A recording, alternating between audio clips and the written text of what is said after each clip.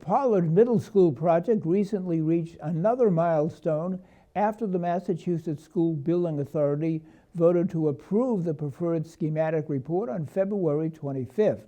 The project can now move to the schematic design phase. Pollard Middle School project lead architects and project managers provided an update to the Needham School Committee on March 17th. Municipal producer Melissa Marchese has the details. The project team is about 2 months into the 6-month design phase. A lot of what we're doing in this time is targeted towards what will happen at the end of this phase, which is called the Project Scope and Budget Agreement with the Mass School Building Authority. And so it's really about pinning down the scope and the budget.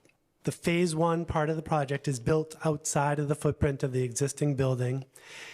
And one of the important things that we've done is reduce the amount that's in phase 2.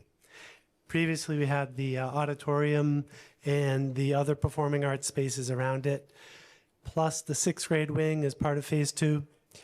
We've been able to locate things so that it's only the 6th grade wing that gets built in phase 2, which is great because that's essentially swing space for us that students from High Rock can wait until the very completion of the project to get moved over.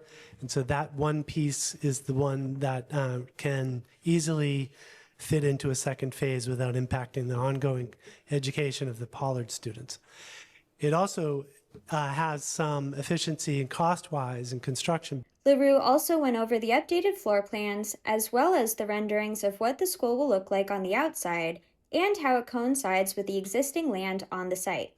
Another recent development is the selection of Bond Building Construction as the construction manager at risk. They will help the project stay on schedule and on budget. School Committee Chair Michael O'Brien wanted to know if project team members had seen any themes from educators and community members regarding the current schematic design. In the building, from the educators and the school leaders, it's flexibility and future-proofing the building so that it would last the 50-plus years, that it should last in a way that is nimble and can adapt to what we don't know is going to happen yet. And so for the teachers, it's a lot about how their room can be used in different ways and address the needs of the whole range of students that they have. We're attempting to go toward net zero, but putting solar just on the rooftop won't get us there. And some of the abutters have expressed concerns about the visual impact of solar canopies, which would be a necessary item in order to increase the power production.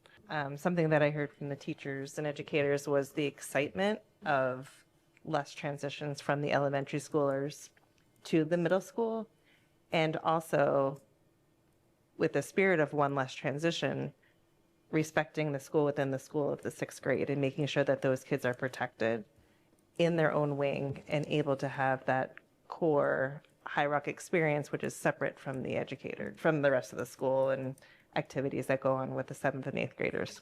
Other committee members expressed their approval over the new updates, but had questions about the current cost of the project as it becomes more concrete. Now that we have the construction manager at risk on board, one of the key items that we articulated to them today was how we can potentially save time and money. And the work that HMFH has done to simplify the second phase. And we believe that we can cut potentially 6 months to a year off the schedule, which certainly helps. And we still have a target, which we made clear to them. But there are challenges in terms of the site and all of the logistics and temporary works that will be studied now and then all the way through the detailed design. So at the end of schematic design, we will have an updated cost estimate, And this project scope and budget will include not only the construction costs, but all of the soft costs, fully spelled out. The team plans to refine and finalize the schematic design for submission to the MSBA by June of 2026.